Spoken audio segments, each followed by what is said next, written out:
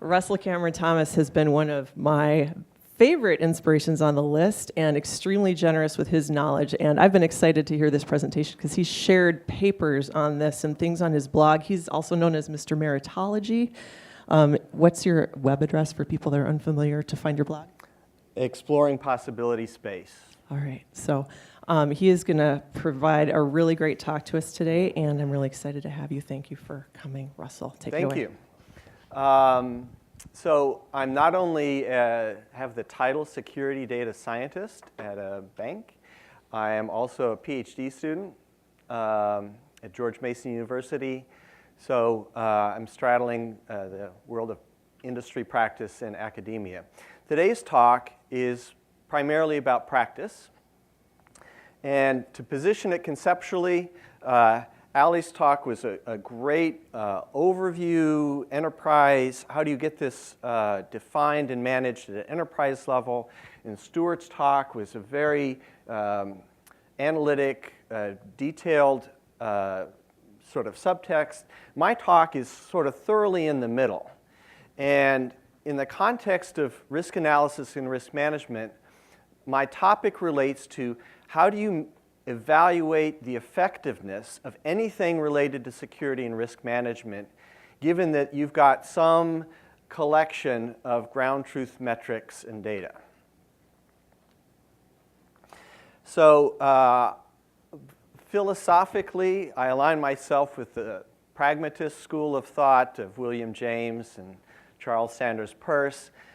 Taking that approach, I define aggregate performance as a construct and a judgment that we find useful and valid in experience. So this will become important in the end when we talk about, well, how do you present this to management, and what does it really mean, and can we believe this? But if you start out with this as an orientation, that we are making a judgment about the world that has some validity, we can test it, it's not just arbitrary. This is an important mental frame.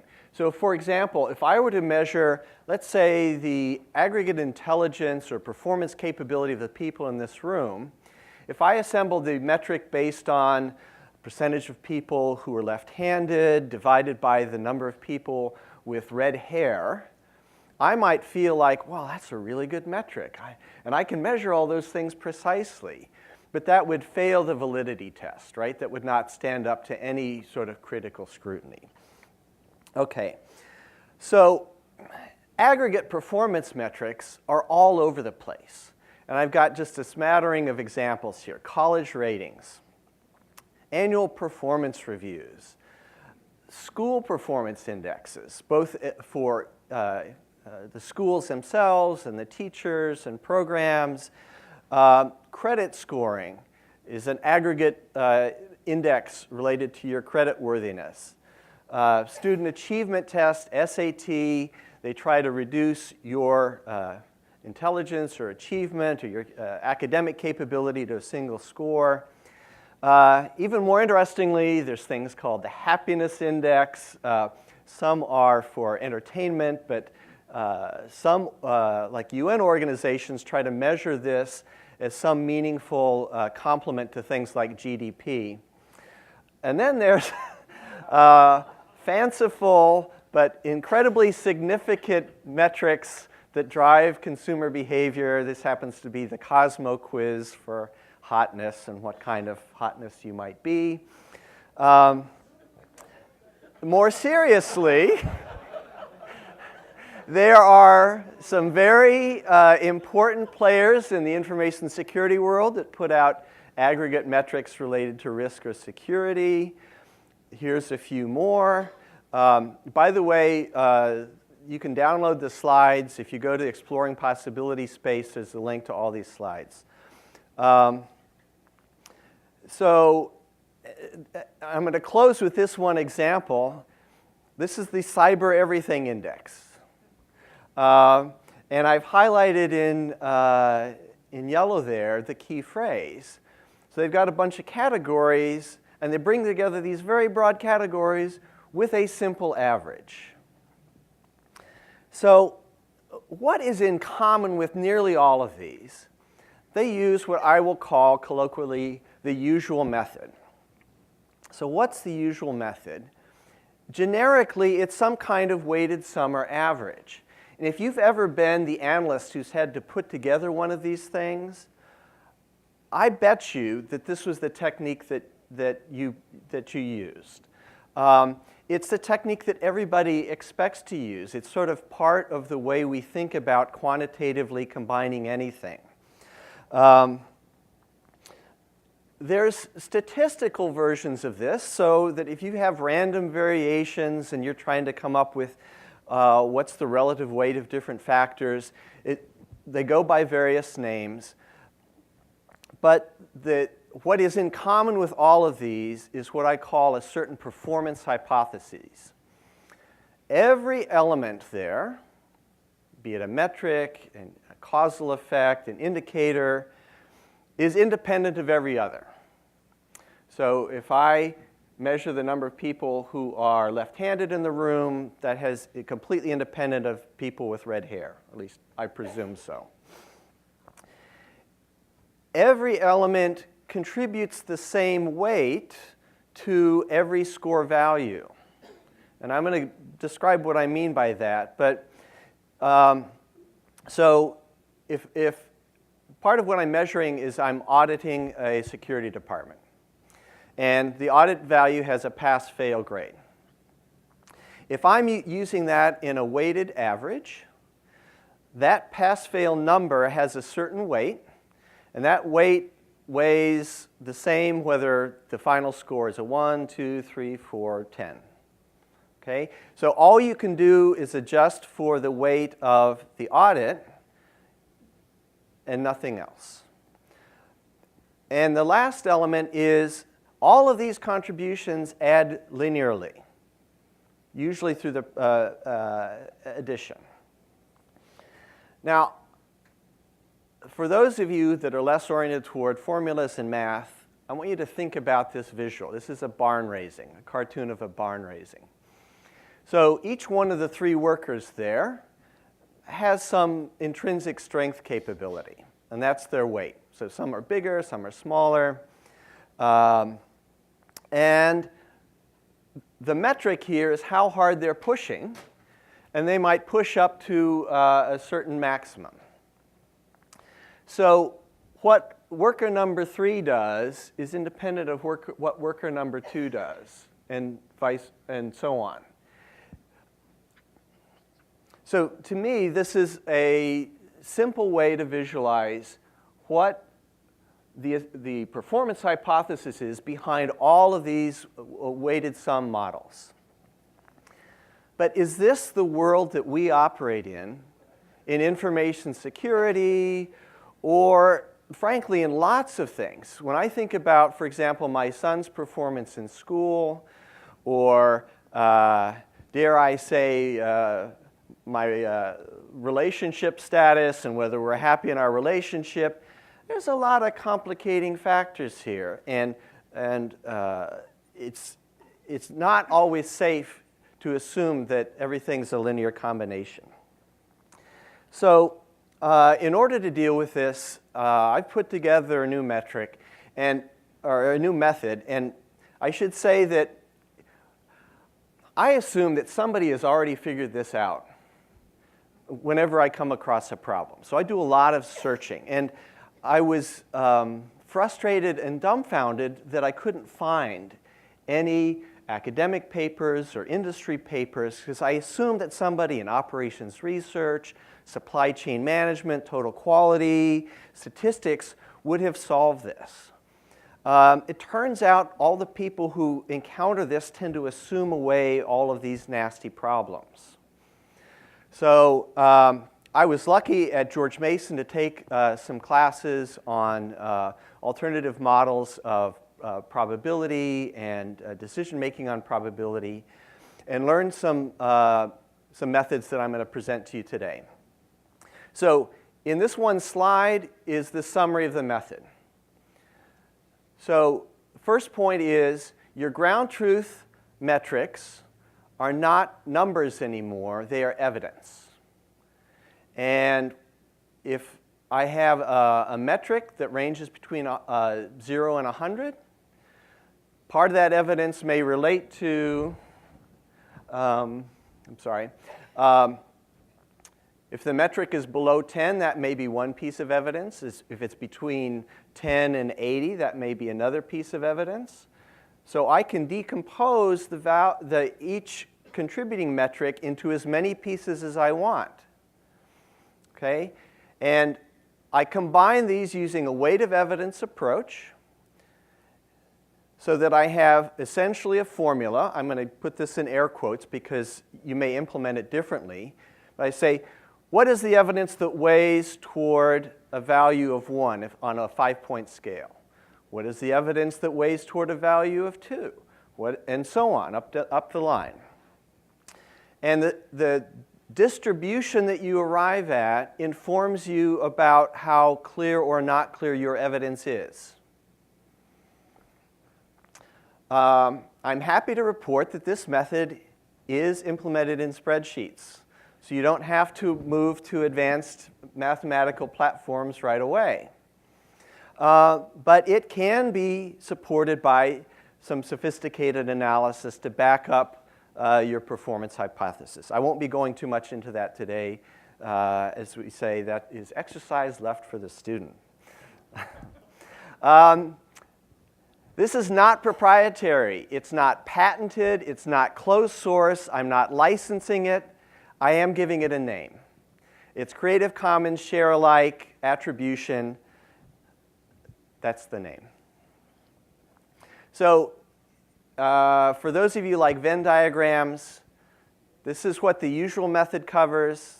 This is what the Thomas scoring system covers. Okay? So one of the key concepts here is how we're using probability as a tool that's different from how you might be used to it.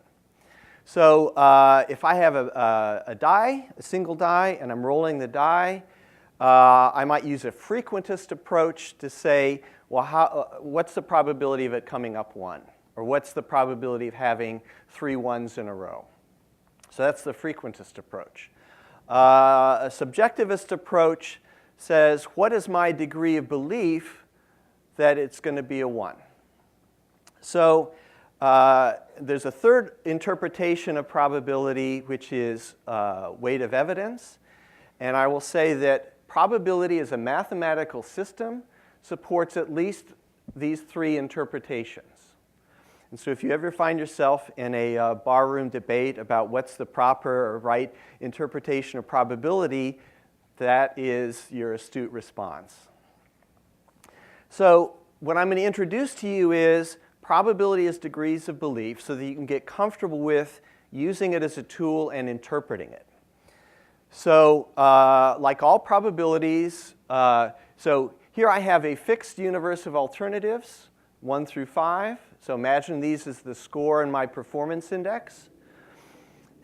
If my weight of evidence lines up all on the value of 3, and this is my result, the interpretation is I believe in 3 only and to the maximum degree. There's no doubt, there's no other evidence, and I place no belief in any other values. Now here's the complement of that. So if I have no belief in 3, but I am indifferent about the others, I have no information as to which of the others would hold, here's what that distribution would look like. And finally, if I have no evidence at all, or the evidence is muddy, murky, does not enable me to distinguish among these, then I end up with a uniform distribution. You might also hear this referred to as a maximum entropy distribution. A lot of papers in academia, especially statistical physics, use that term. A good way of translating this is the least informative distribution given these range of alternatives. Now here's an interesting thought experiment. Let's say my friend Lisa here is my assistant, and I ask her to think of a number between 1 and 5. Now, I have no prior knowledge of Lisa's preference over this. I don't know how she goes about choosing it. She's not rolling a die. What degree of belief would I have across that range of numbers? I think a uniform distribution is probably the most defensible. Okay, now what if Stuart comes over and whispers in my ear and says, Lisa is biased. She definitely is going to lean toward one of these numbers and not the other. So what do I do with that information? I'm not going to draw the diagram here, but in my mind, I would have 5 scenarios around where she might be biased. Now, if I bring all of those 5 distributions together, guess what I end up with? I'm back at the uniform distribution. So this is a subjectivist argument of how to represent lack of information using a probability distribution. Okay? Can you just let me do this? I just realized our people on the phone and on WebEx aren't seeing this, so I'm going to try to fix that while you talk, okay? Okay.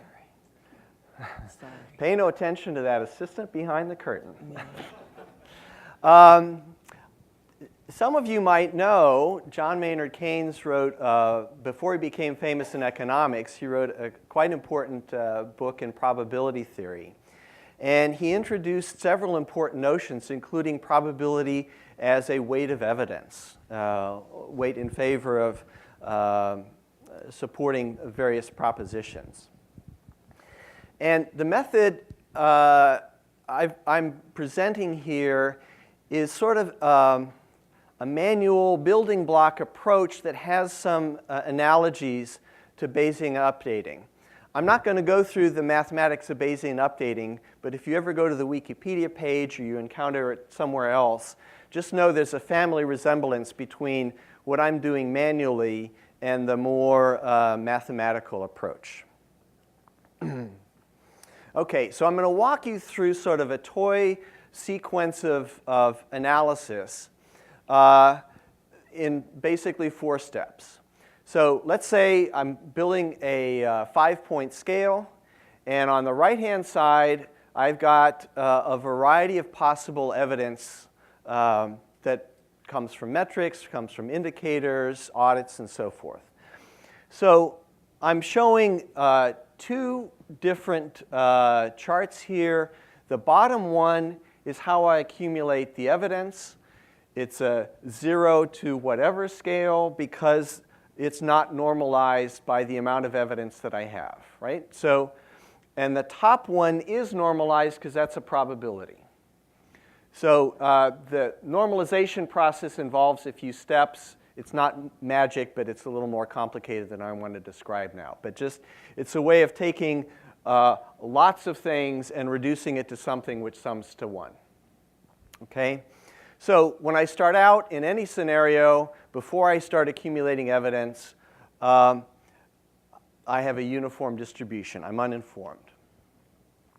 Now, let's say I do the first, gather the first piece of evidence. And let's say it's an audit, one of my favorite pieces of evidence.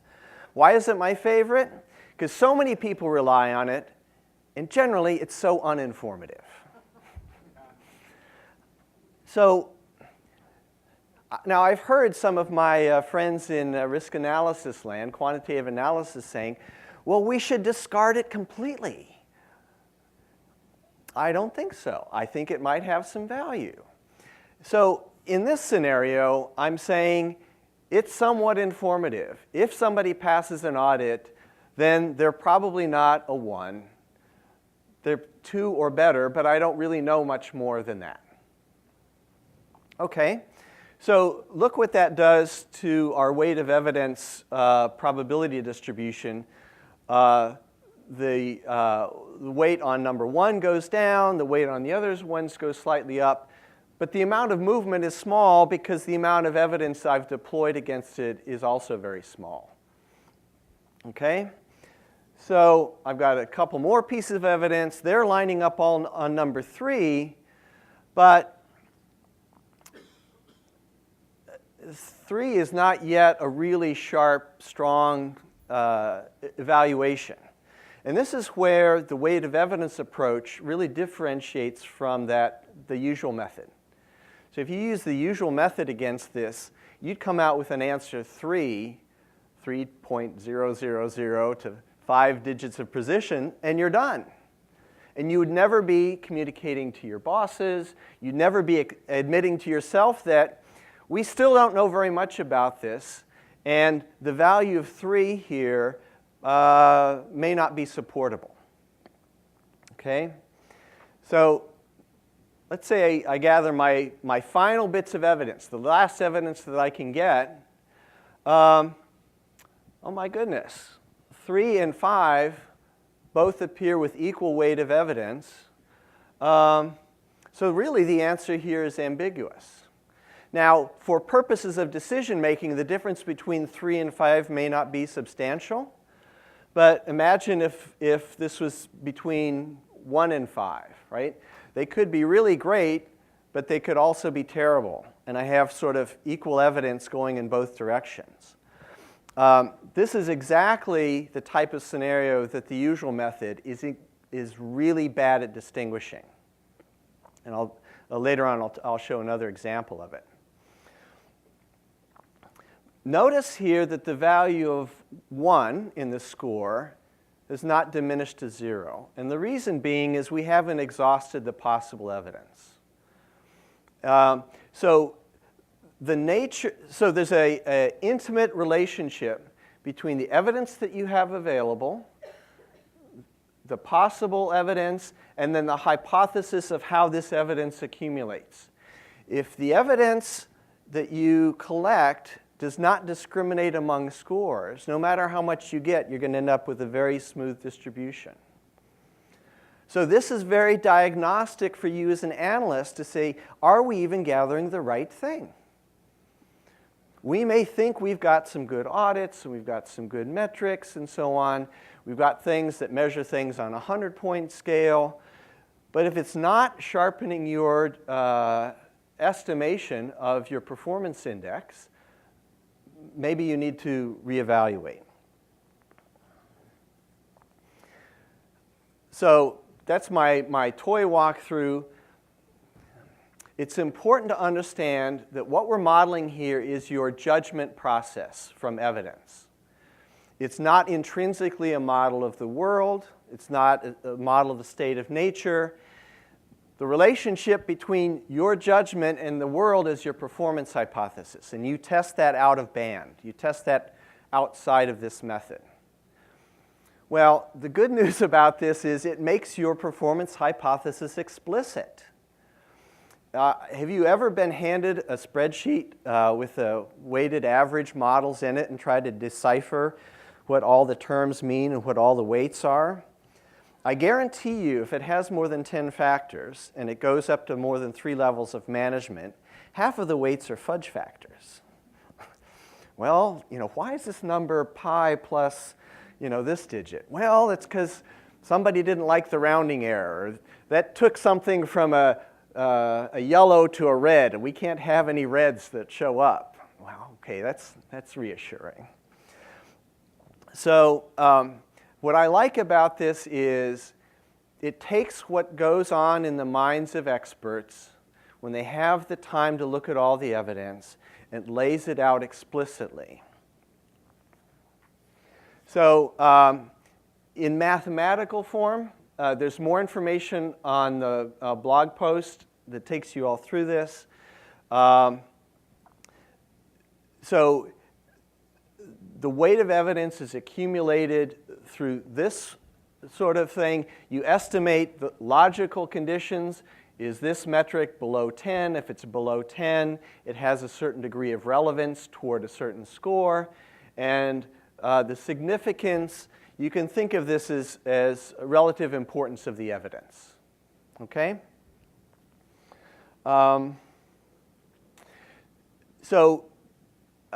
On the website, I have a spreadsheet that you can download. And in the spreadsheet, it has sort of a toy example.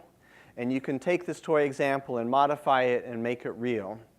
So imagine that I have 5 metrics, and I pick these out of the air, but they're not too different from the grab bag of metrics that you might encounter that come from various sources.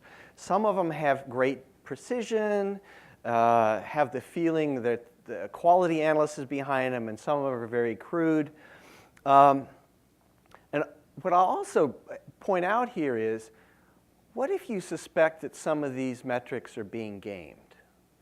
Or what if there's some reporting difficulties where you don't think all the incidents are being reported and so forth? There are ways for accounting for those types of data quality and data validity problems in the way that you count the relevance and significance of each one of these. Okay, so my logical conditions simply relate metrics to do they apply to these. My score here is, oops, now I'm discovering the problem. My score here is 1 through 5, and does logical condition 1 apply to this or not? Okay? And this is the numerical value of relevance. So here's all the conditions that I just talked about. Is the audit yes? Is the audit no? Are critical vulnerabilities below 4?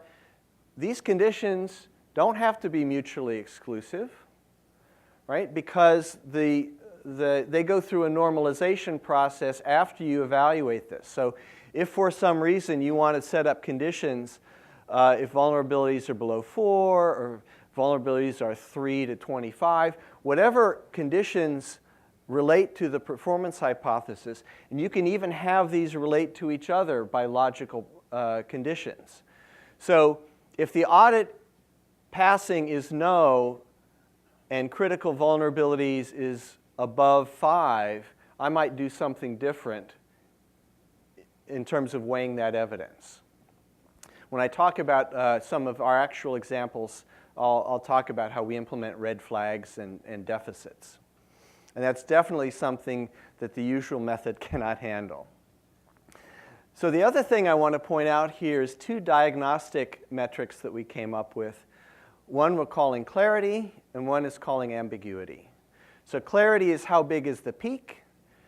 Ambiguity is there a single peak versus multiple peaks?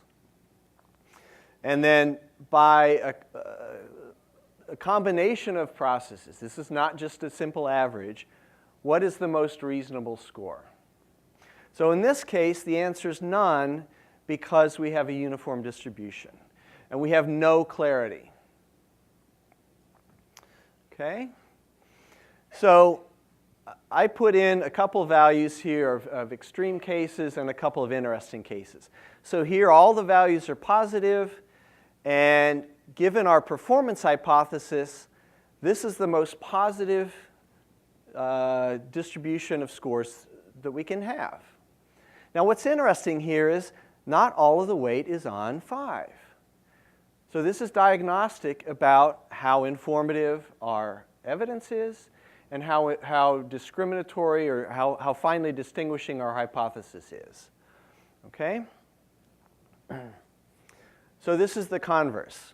So here all our evidence lines up in the negative direction, and we get a score basically as bad as it can be.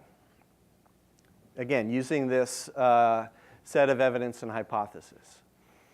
And then here's a typical middle case. Now I'm going to talk about 2 of the more interesting ones. So what if you have muddy, somewhat confusing, contradictory evidence? Well, then you're going to get a distribution that more resembles a uniform distribution. So you're accumulating a lot of evidence, but in terms of your evaluation of weight of evidence, you don't know much more than you did before. So what would you do as an analyst? So I would suggest 2 things. I might report this in descriptive text. I might even include this picture to management and say, we're getting mixed signals. This merits further investigation. Right? So we're seeing signs of good things, signs of bad things. We just don't know enough to know what's going on. And believe me, I mean, I've worked with a lot of executives. I think they'll appreciate that. You're being very proactive, you're not hiding anything, and you're putting things in a very actionable frame.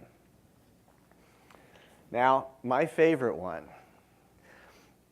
Some things are really looking good, and a few things are looking really bad.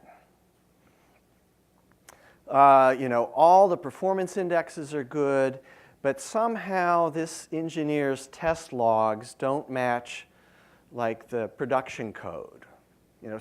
Something in change control is really out of whack. That might be a sign that the test engineer is faking the test results. Or maybe the thresholds on the tests are set at inappropriate levels so they can never trigger the alarms. That might diagnose problems around training, around performance management, unreasonable expectations, lots of things. So to me, this is a very, very informative signal, and you would never want to average this out and say, well, I have one hand in boiling water, one hand in ice water. On average, I'm feeling pretty good. Okay, so here's a summary of the benefits. So this is a sound method to formalize expert reasoning from evidence. It provides a reliable, traceable method to provide you with a most reasonable score, given available evidence, diagnostics around that score, and it accommodates an interesting variety of uncertainty and ignorance. But it's only as good as your performance hypothesis and your evidence, as it should be, right? This is not a magical incantation. So one of my personal favorite topics is studying uncertainty and ignorance. I've got a citation down here to a book by Michael Smithson. He actually wrote a book after he finished his dissertation about all the cool things he discovered, but didn't include in his dissertation. And we'll just say he was the first to catalog this amazing tropical forest ecology of uncertainty. And I've listed quite a few forms here. And by the way, these do not all collapse into the single same measure, variance, or pick your favorite version. So the usual method, the weighted sum method, if you take an approach of saying we're going to estimate the minimum and the maximum under various scenarios, it can handle some of these to varying degrees. The problem of incommensurate ground truth metrics is one of the hardest to deal with in the usual method, because you've got to start throwing in fudge factors if things are not measured on the same scale, and if they mean different things as they go up and down the scale. Okay? So I'm claiming, and I think I can demonstrate through some experience, that the scoring system I'm presenting here can handle this list, but there's many more varieties of uncertainty, undecidability, non-computability that I do not attempt to solve. So this is, again, not a magic incantation. So I'm going to briefly describe two cases of this in use. One is a vendor maturity assessment. So the context here is we're trying to come up with a surrogate for vendor controls effectiveness. So how many of you are familiar with vendor risk assessment, like the BITS audit? Has anybody actually conducted vendor assessments, like on-site assessments? How many questions were on your questionnaire form, if you might want to share? They range because I do it for other people coming to us, but anywhere from 50 to 500. 50 to 500 questions. I think the BITS questionnaire has maybe 17 or 20 sheets, maybe 600 questions aggregate. Thank you, 700. Going, sold at 700. We wanted something much more concise.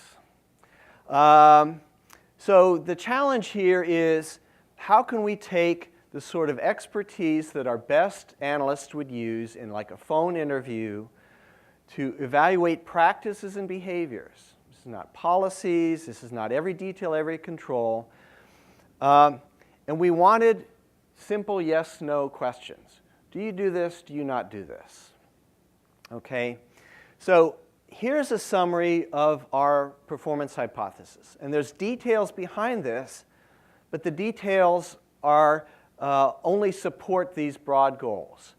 So one of the key performance hypotheses is there are red flag conditions that if you see them, nothing else matters. They are such an indicator of bad things going on that pushes the rating to the lowest level. There's a small number of them, and we're very careful to define what they are in a behavioral sense. Now, we have a broader number of conditions we call deficits, which by themselves, it's not a red flag thing, but if you see them accumulating, you start to believe that this is somebody that has maturity below or at the lowest level. So we sort of accumulate and count these deficits, and they have the effect of bringing down and discounting the other evidence. Now, conversely, to raise above average, a company needs to have few or no deficits and certainly no red flags, but they don't otherwise have to be perfect. Now, this is a very important thing.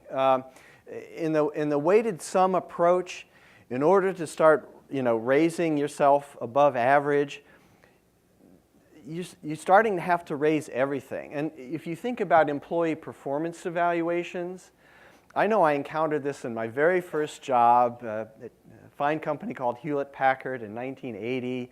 I'm trying to understand how to get a certain rating on the performance curve. And he said, well, but he mentioned 2 or 3 things that he didn't think were quite exceptional and so forth. I said, but there's other things. And so we were having this discussion that basically boiled down to the performance hypothesis, but the method they were using at the time did not allow for that.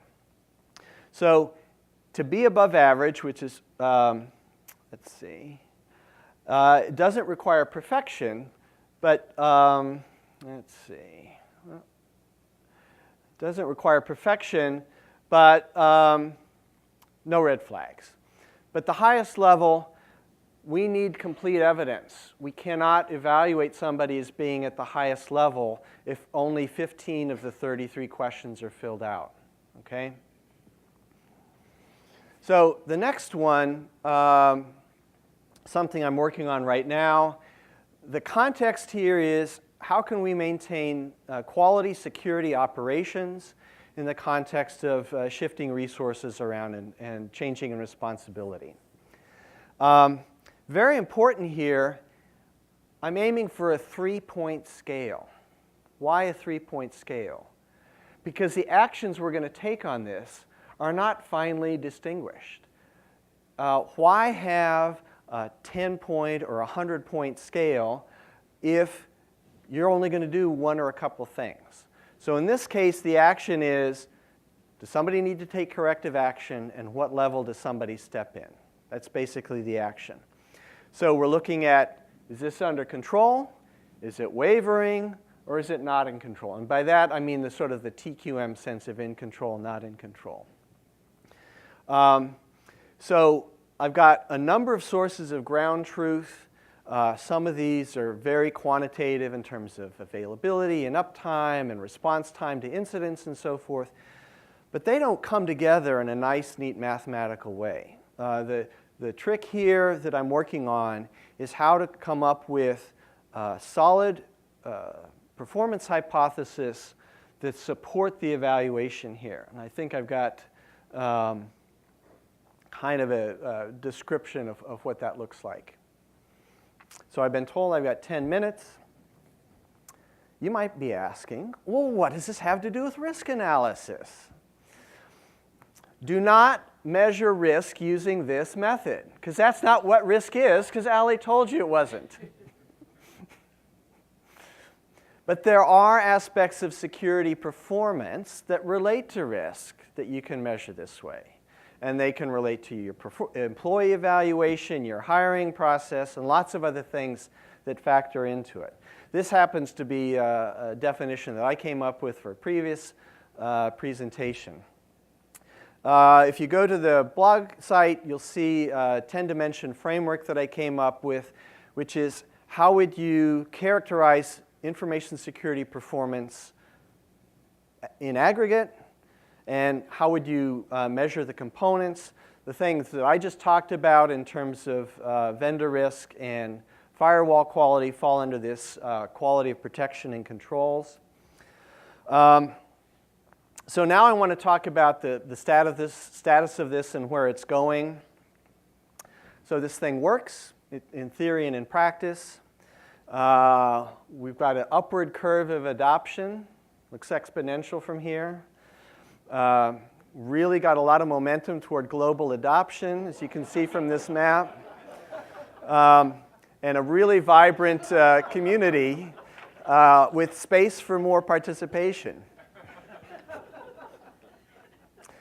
And the next step is to implement this in R, to make it available kind of as a widget that you can customize. We need to make it available through a web interface and not having replicating spreadsheets all over the place. And I think this will enhance the power and usability of it. So I'll thank you all for your attention and ready for questions.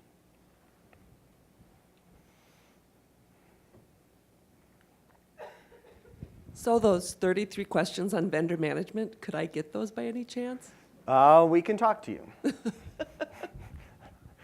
I need approvals, but they're not the most obscure questions in the world. I think a lot of us would be interested in that, Russell.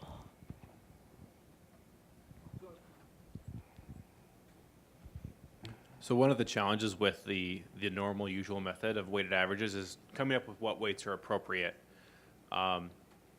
Is there any sort of heuristic or guidelines that you would recommend for coming up with appropriate parameters for your model?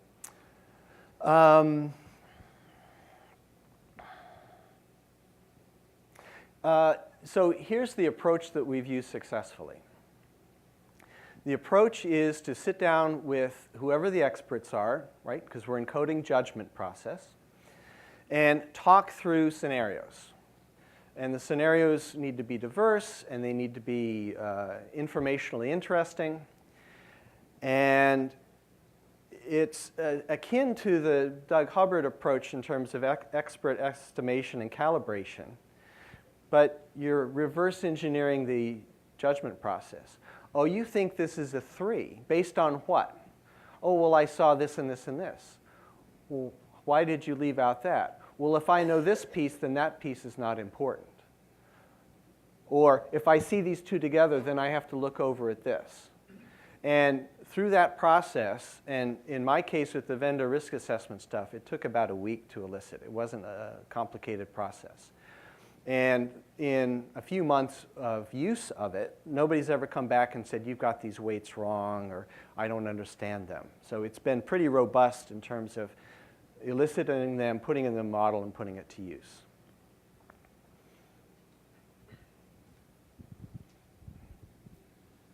Anybody else? Oh, okay. Not really a question, but Okay. the last vendor assessment I did, trying to dig through the 700 and something questions, I ended up following a similar process, just talk to them and look for red flags and pick them arbitrarily. And that discussion ended as soon as they volunteered that they worked with Modisano every year. And I was like, oh, okay, we're done. It was just so far above and beyond any other vendors that we were working with. That was like, okay, no, you guys are good. So you can add that to your list. Do you work with Modisano for app testing? Okay.